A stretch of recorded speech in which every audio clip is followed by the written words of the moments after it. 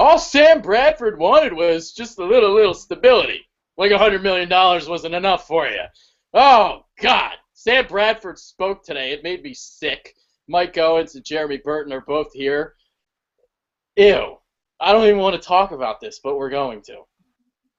Yeah, well, today was the first day that Sam Bradford and Carson Wentz were on the football field for the first time together. And, well, it only took about 2 minutes before the Eagles had to call a timeout during practice because they needed Carson Wentz to change Sam Bradford's diaper. So that was, record time. But besides that, practice was normal, except, it's a different feel this year. We're almost going back to the Andy Reid days where the practice isn't as fast. There's still music being played, but it's not Chip Kelly's playlist. So a different feel there around the NovaCare complex. And, the Eagles, they don't want to say it, but, they've created a quarterback competition here between Sam Bradford and Carson Wentz. Oh, man, listening to Sam today, he's just such a noodle. You can see the tail between his legs standing up there. No confidence whatsoever.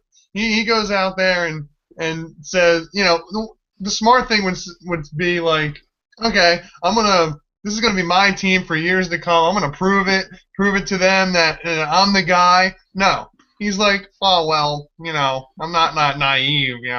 Carson Wentz is gonna be the guy. I'll just hand over the reins to him this year, whether it's this year in 2 years, whatever it is. I don't know. This isn't long term. He's just such. Oh man, it was hard to listen to. Sam. What a piece of crap. He's such a toolbox. I mean, Jesus Christ! Like you really just brought it up. Here's the quote that Jeremy's referencing to, if I can find it here. All right, the competition is what it is. I think if I play at a high level each week on the field, if we continue to win games, I think I will be the starting quarterback and be out there. That's great. That's what I wanted to hear. That's what I wanted to hear. I've been wanting to hear that for months, right? For weeks, while he's been holding out. And then right after that, he goes and says, well, with that being said, I'm not completely naive. At some point, it's probably not going to be my team. So he's completely already just handing the reins over to Carson Wentz. He doesn't even want to compete. It's terrible. It's awful. This guy, if you go out there, Sam, and you go out there and you kill it, when you go out there and you win 12 games this year, you lead the Eagles to a playoff win, guess who's starting next year? It's not Carson Wentz. It's you. So shut up, play. God, he throws Tom Condon under the bus today. Like, he's just a baby. Yeah, I mean, he's been a big baby about this whole situation.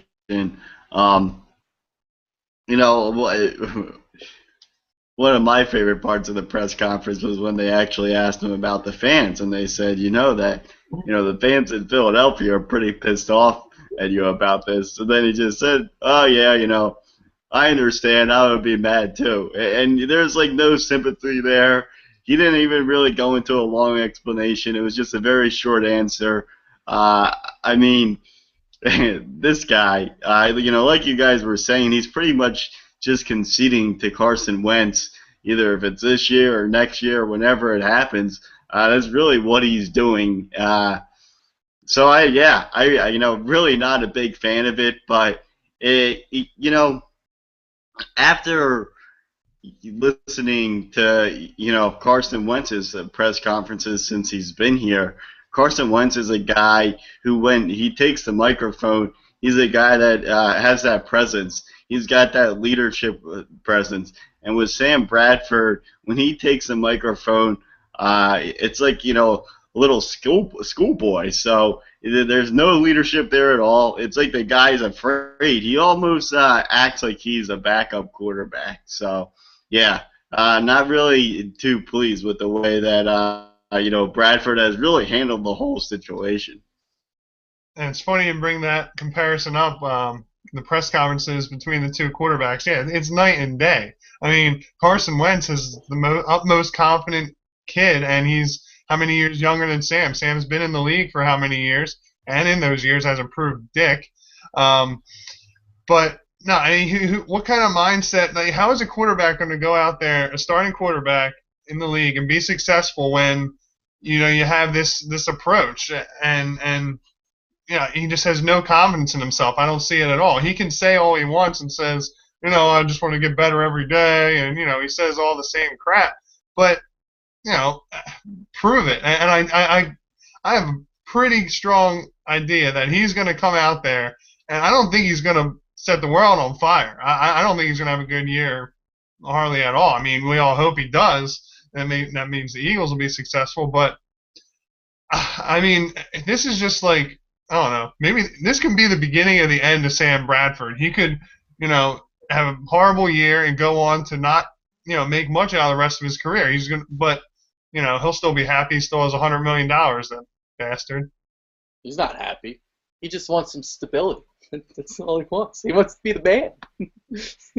Dude, I laugh though. Like you start the press conference, right? And Zach Berman doesn't waste any time. He gets right to the point.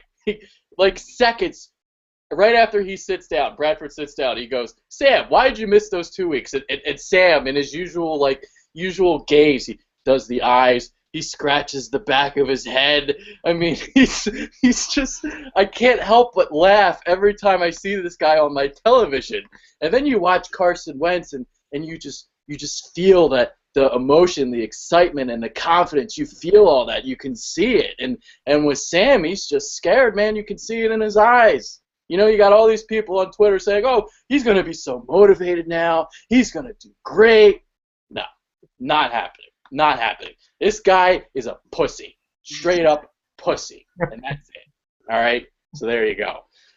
All right. And even some of the other things he said, like, oh, so the trade market was pretty dry for you, so that's why you came back, right, Sam? And Sam's like, yeah, partly so. So it's just like, oh my God, this guy. Yeah, this kind of goes back to one of our last shows too, where we were talking about Bradford and his mental state, and you really saw that today. I mean, it's really fragile. I mean, this guy is going to go out there and, I mean, geez, I mean, with his mental state right now, the way that he handled today's press conference, I don't know if he's going to make it through the preseason, because he's going to hear it. That first preseason game at the Link, I mean, the fans are going to be getting on him. I mean, he's going to have to go out there this season and really light the world on fire for the fans to get on his side, because, they're not going to be a fan of him. I mean, geez. We might be hearing, Carson Wentz chants in the preseason. So, yeah, Bradford, it's going to be a long season for him. I think that, eventually the fans are going to be the ones that wear him down, and he's just going to put that tail between his legs, and then, eventually we'll see Chase Daniel for a game or two, and then it will lead to the Carson Wentz era. And and Sam lies again and says, I haven't really seen the social media, what's going on, but I've heard it's pretty bad out there. I mean, the fans are gonna murder him. It's gonna be, it's gonna be kind of entertaining, and yeah, the Carson Wentz chance will be in full swing as soon as possible. Bradford just doesn't have that it factor, and Carson does. I'm sorry. It's that simple. It really is. I mean, when the pressure gets tough, he folds, and that's just what it is. And even when you watch them practice side by side, there were some vines out there today of OTAs. Carson Wentz is just so mammoth compared to Mr. Bradford. Oh, he is literally a noodle. He literally is. Doug Peterson again reiterated today when speaking to reporters. He says that Bradford is the guy. Sam is still the starting quarterback. Carson has a long way to go in the system, but he's learning every day. I expect Sam not to look over his shoulder. I expect him to look forward. That's the message I gave to him. He's the guy. So he's got the support of his head coach. But, again, fuck you, Sam. Yeah, well, I don't think it's much support because, in Peterson's press conference, and they really, got into asking him about Carson Wentz, and even though he said that Carson Wentz has a long way to go, he also was really complimenting Carson Wentz about his leadership skills.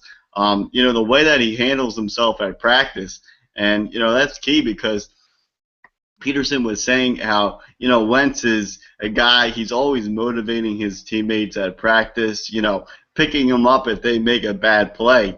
And, that's what you really want out of a franchise quarterback. And you don't see that with Bradford, but it seems like that's what Wentz kind of brings to the table. He's a fiery competitor, and he's always looking out for his teammates. So, how I look at it is, Bradford is a more laid-back type of guy on the football field, and I feel like Wentz is more of the fiery competitor on the football field.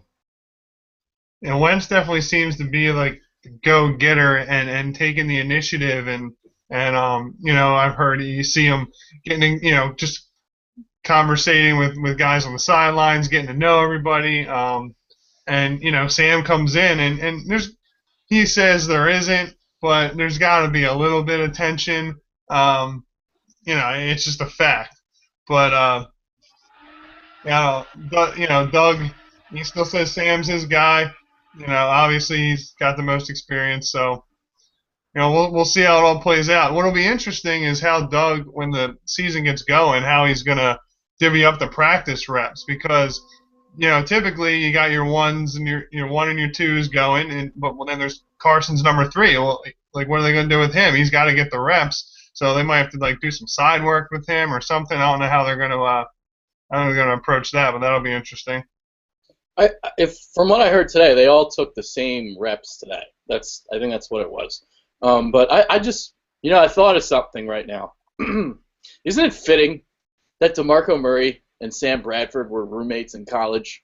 These guys are the 2 biggest crybabies in the NFL, and it's just fitting that they're best friends. I mean, Jesus Christ. Go trade Sam to Tennessee. Just get rid of this. Oh, my God.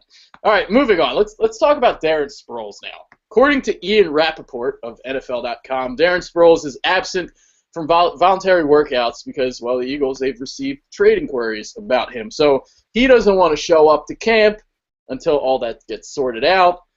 Some people have kind of compared it to Bradford. I don't really see it that way.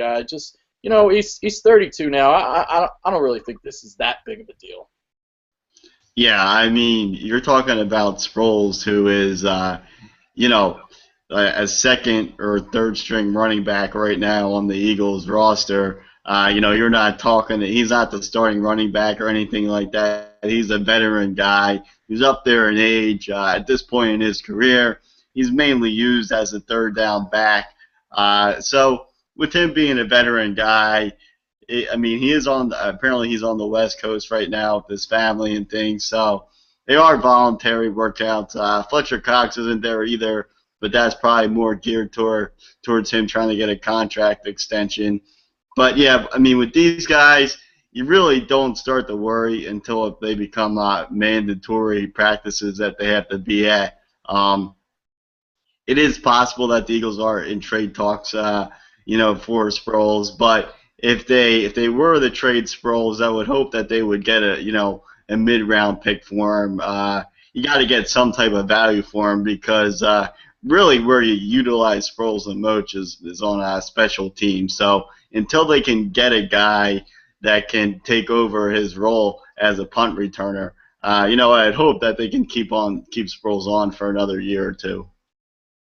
Yeah, I think Sproles, his value is higher here than the value you can get for him in a trade.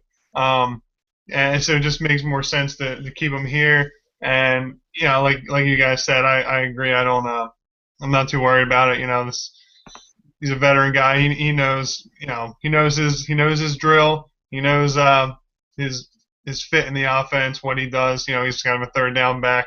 So he doesn't need too many reps, and he'll be there at the mandatory camps. He's been in contact. Doug said that he's been in contact with him all off season. So it's he's not going to fault him for not showing up to the voluntary stuff. Yeah, and my thought has kind of changed on Sproles and whether or not I want to trade him. Now, here's the thing though, because if you look back at what the Eagles gave up for him, all they gave up for him was a 5th-round pick, and that was how many years ago? So now it's like you probably can't even get a 4th or 5th for him. It's probably you're not going to get more than a 6th or 7th. Now, I wouldn't do that. I wouldn't trade him for that. But if you can get a 4th or a 5th, I would do it. And the reason why I would do it is because obviously we just gave up a bundle of picks to get Carson Wentz, so you obviously want to kind of stock that up a little bit. The next 2 years, I don't really see us being very competitive, so I wouldn't mind giving Sproles away. Like before, I was like, no way, I'm not giving up Sproles. No. But now it's like I see it a little bit differently, mostly because of all the picks that we gave up. Yeah, I mean, if you give away Sproles, you really have to hope that Barner would be a guy that really steps up this year, and he would see more playing time. And you would also have to rely on the fact that Ryan Matthews would be able to stay healthy. So, with the Sproles situation, it would be nice if they could keep him here for another year, because they do have to develop the Smallwood guy that they got in the 5th round of this year's draft. So I would like to keep Sproles here for another year, but if we do end up trading him, as long as we can get pretty good value for him, then I would be fine with it. Another reason I like Sproles being here is to mentor the younger guys like Byron Marshall and Wendell Smallwood. They kind of have the jack of all trade kind of skill set, and I think Sproles will be a good to take them under his wing. We have like 5 capable backs, including the picks this year, the rookies. It'll be interesting to see how it all plays out with depth-wise. We obviously can't keep all of them on to making the roster, but hopefully some can stay on the practice squad. Yeah, I mean, I'll say this: if they do get rid of Sproles, all of a sudden our running back situation is pretty dire. You got Ryan Matthews and just what else? Kenyon Barner, Wendell Smallwood, Byron Marshall. These guys are going to pick up the slack. So, but hey, again, like I said, I see this season as a wash. I see next year as almost a wash too. So again, like I'd be fine with moving on from Sproles, but I just don't think you're going to get the value for him. I just this late in his career, I don't think you can get anything really much more than a 6th or 7th. So that's what it is. So yeah, all right, moving on. Next topic today. All right, so Doug Peterson, he had a press conference today as well, and he named Alan Barbary the starting left guard, at least right now. So I don't know what that really means. I don't know if that means that all of a sudden there's not going to be a training camp battle. I would think there would still be, right? Yeah, there's still a training camp battle going on. I mean, you're really talking about the first practice of OTAs here. Whatever players that they send out there, it's definitely not, set in stone. So, Semawala, the guy that the Eagles drafted in the 3rd round, is definitely going to be competing for, a starting job at the left guard position. But I think when the season starts, I do think that Barbary is going to end up winning the job just because he's a veteran guy. He's been here. So I think he will start the season as a starter. But as the season goes along, I think that you could definitely see that switch, especially if injuries start to happen along the offensive line and they have to shuffle guys around. Yeah, I think they gave Barbary the benefit of the doubt since he has been here. That's why Doug said it's his job to lose. But, I mean, I love the depth they brought in. Wisniewski, free agency, and Sayamalu, Isaac from 3rd-round pick. So, we definitely got guys to compete. And like you said about Isaac, he's kind of can play all the positions on the O-line, and Wisniewski has played center and guard, so that offers that possibility to challenge Kelsey if he starts to shit the bed. But we definitely attacked. We got Big V as a backup tackle. in the late mid-round pick. So I like our depth at offensive line. This was definitely an area in need, and we addressed it. And I feel pretty good about the guys there. Yeah, I mean, Barbary is the incumbent. It makes total sense why he'd be the starting left guard for now. I mean, obviously he knows the playbook, he knows the scheme. You got a bunch of new guys coming in, Stefan Wisniewski and Isaac Seumalo. I'm curious to see what Seumalo can do during training camp because right now he's not at practice because Oregon State they do quarterly semesters, so he's still in school right now. He's not at practice, and I think this is going to hurt him if he intends on or wants to be a starting left guard. Now, speaking of Seumalo, it's funny because I looked at my scouting combine notes from that I did, on Seumalo and all the guys, all the offensive linemen, and I actually had some pretty good notes on Seumalo. So he might be better than we think. So he does in the change of direction drill. I wrote down Seumalo not bad, look balanced throughout, and then the rabbit drill. The rabbit drill is where you have a guy kind of running around and you got to shadow him. And for this, I put he looked balanced and smooth. So look balanced and smooth. Hips look good. So hey, that's better than a lot of these other guys. Let's see. Yeah, I mean, I some of these guys, man, like some of them were terrible. So yeah, and Seumalo was pretty good. So I had some good notes for him. Yeah, I think that he's a guy that is going to take a little bit of time for him to get adjusted because he can't be here yet because of the rules with his school and everything. But I think that that's why I'm saying I think that Barbary might start the season out as a starting left guard. But as the season goes along, I think you're going to see Seumalo get adjusted and possibly take over that starting guard spot. And really with Seumalo, I think what you get in him. I think for his future in the NFL is probably a decent guard. I think he's going to be a solid starter that you can plug in there. I don't think he's going to be anything exceptional, but I think the Eagles paid the right price for a third-round pick.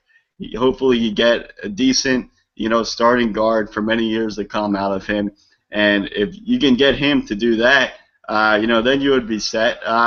And then the big question will come at the center spot because it seems like Wisniewski right now, they're trying to maybe mold him back into that center spot. So we'll see how Kelsey does this year, but maybe Wisniewski is a guy that they would plug into that center spot if Kelsey would have to struggle again this season.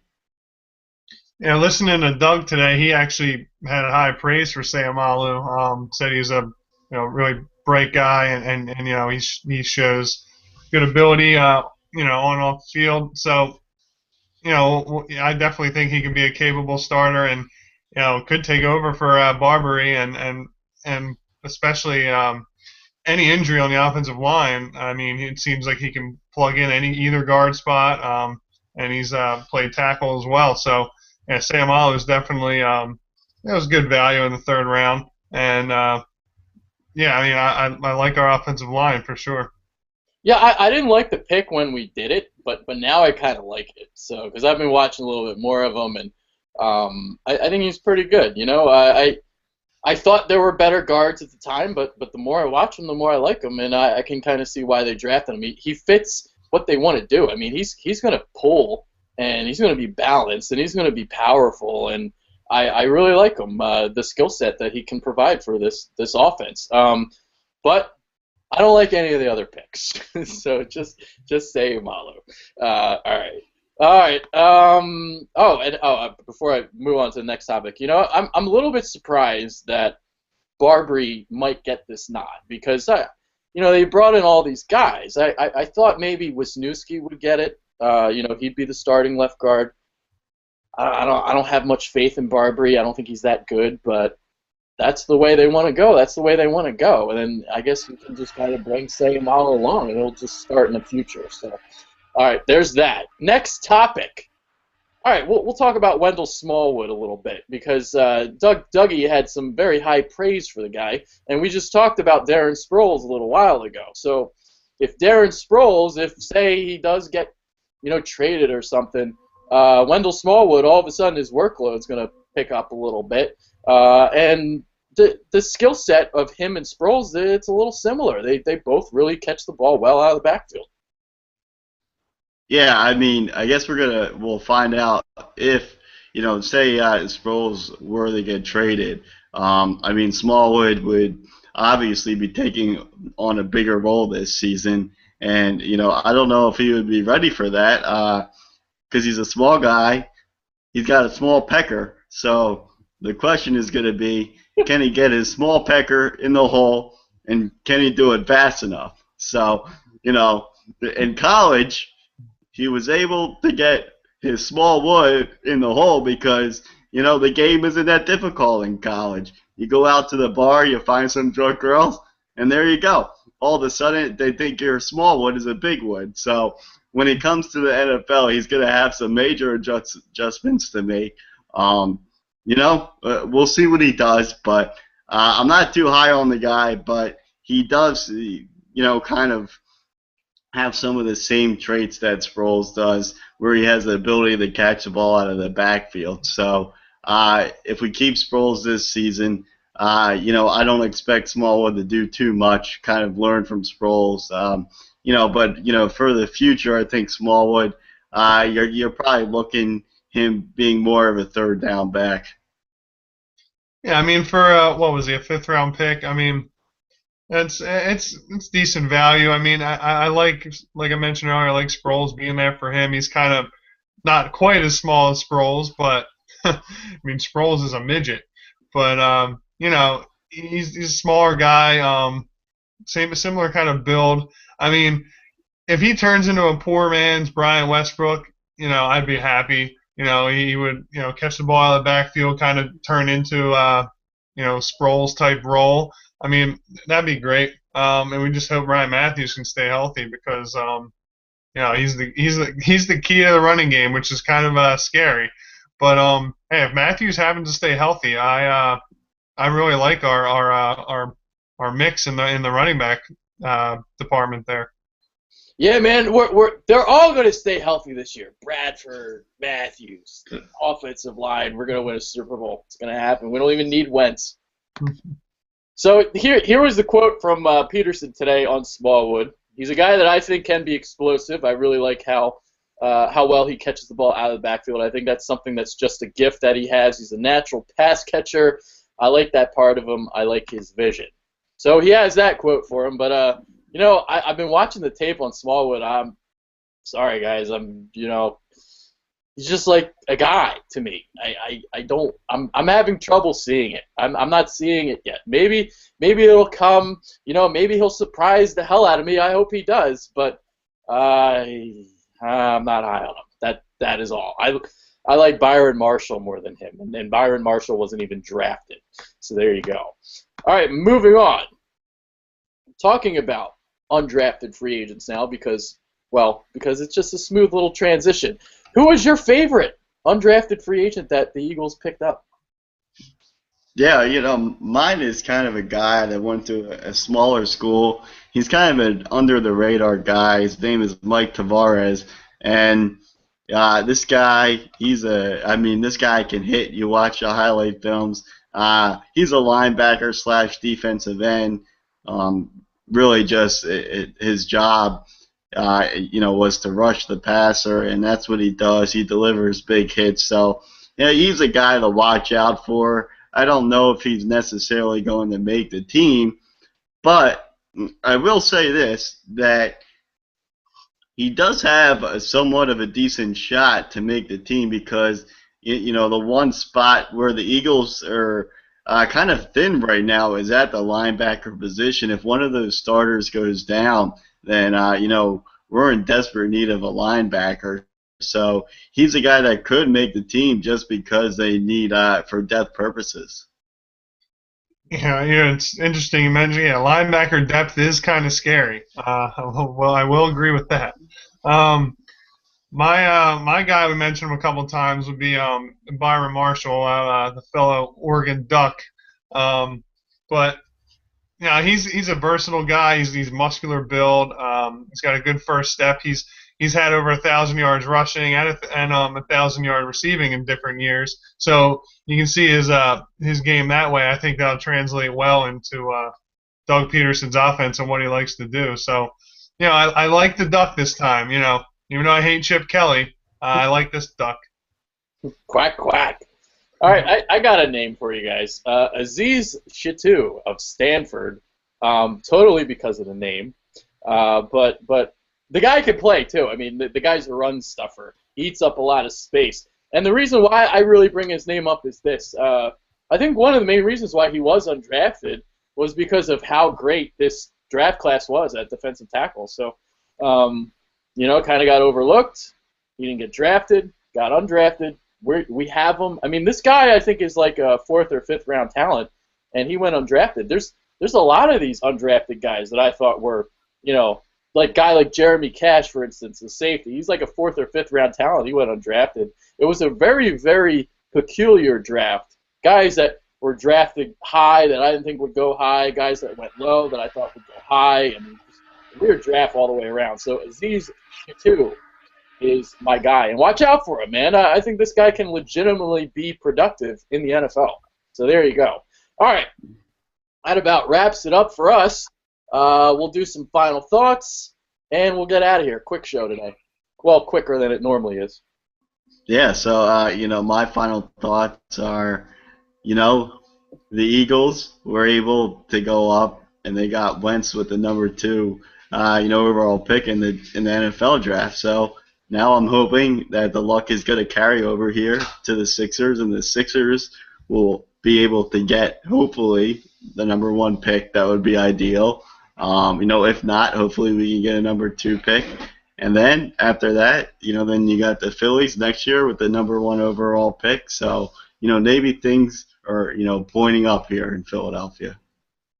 In the year 2020, it's going to be like 1980. Oh. 40 years later, all 4 Philly teams made it to their respective championship games. Not all won them. Unfortunately, only the Phillies won in 80. But 2020, Sixers will be coming around. Flyers, Eagles, them all. Phillies, Eagles, Flyers, Sixers. Bring them on. Sixers, number 1 pick tonight. Let's get it. And I'm greedy as shit. I want the 1 and the 4. We better get that Lakers pick. Oh my God, that would be. Give me Simmons and Chris Dunn, and I will be a happy camper. Apparently, Dikembe Mutombo has already said that the Sixers are going to get the number 1 pick. Better not be a fucking tease, Dikembe. Don't do it. Don't do it. So, here's the question. What's that, Jay? No, not in my house. No, not today. So, all right, before we head out, if they get the number 1 pick, who's the guy you want? Yeah, I mean, I'm going Simmons. I think you have to do it. The Sixers are in dire need of a guard, so I think that you have to go Simmons there. Yeah, he's that point forward that we desperately need. Ingram may be the more polished shooter, but look, I'm not nearly comparing Simmons to LeBron, but LeBron couldn't shoot when he first came out. Now he can shoot. Like, shooting is something you can learn. And I mean, Simmons is like 19 years old. He's a pup. So Simmons is my guy, absolutely. It's absolutely Simmons. See, the argument I hear for Ingram, they're like, well, he fits the team better because he can shoot and we have all these guys inside. Here's my counter argument to that. Okay. Ben Simmons is a guy that you can build around. He is that once-in-a-generation type player. Now, you guys might think, well, he didn't do well in college, and his team didn't make the tournament. Well, that's 1 year. Whatever. It happened. It was a bad year. Whatever. It happened. But I still think, from a talent perspective, this guy has it all. And the jump shot, like Jeremy said, I mean, this is something you just go to the gym and you work on it. You can work on a jump shot. I mean, Blake Griffin never had a jump shot. Now look, he's hitting fucking 18-footers. Serge Ibaka never had a jump shot. Now he's hitting 3-pointers. So I don't want to hear that shit that you want Ingram over Ben Simmons because he can shoot. You know what? I think Brandon Ingram is a bust. Yeah, I said it. He's a fucking bust. He's 190 pounds. I know he's like built like Kevin Durant, but he's even smaller than Kevin Durant. This guy is. I'm not that big on the guy. I don't see it. I don't know. I remember watching a game where he had like 10 turnovers, and I don't know, guys. I don't know. I kind of like Chris Dunn a little bit better than Brandon Ingram, to be honest with you. I like Jamal Murray a little bit better than Brandon Ingram, to be honest with you. So I'm calling it. He's a bust. Fuck Brandon Ingram. Give me Ben Simmons. That is all. There you go. You heard it here first. Yeah, so now Brandon Ingram's probably going to be the best fucking player of all time. Wouldn't go that far. He did go to Duke. Fuck Duke. Seriously, fuck. We have one too many Duke players on our team already, and he might get traded actually. Yeah, that's the other thing too. Is like, all right, so you draft Ben Simmons, you can always trade some guys away and like just build the team around him. I have no problem with if they got Ben Simmons and you trade Okafor, that's fine. I have no problem with that. It's I don't know. I don't know why people want Ingram. I don't get that. I feel like people are just like what's that word? They're just trying to be contrarians. That's like the sexy pick right now. People want Ingram, and I don't know. I don't see it. Everyone's just saying Durant. I'm just like, no. I don't see Durant. I don't think he's like even that great of a shooter. Like they're talking about him being this great shooter. Kevin Durant is holy shit. The contested shots that he hits, Brandon Ingram has to be open to hit a jump shot. So, I mean, I don't know. I don't see it. Whatever. All right, I'm doing a basketball show tonight anyway. So just to advertise for that, Kyle and I, after the draft lottery's over, we're gonna do a show around 8:30, 9 o'clock. So guys that are viewing this right now, tune in a little bit later, and we'll talk some basketball. But yeah, we'll get off the show now. Anything else you guys want to say? Think we're good to go. Let's get the number 1 pick for the Sixers. All right. May the odds ever be in our favor. There they are. All right, let's get out of here. For Mike Owens, Jeremy Burton, I'm Adrian Fedque. Fuck you, Sam Bradford. You're such a piece of shit. We're out. Peace. All right.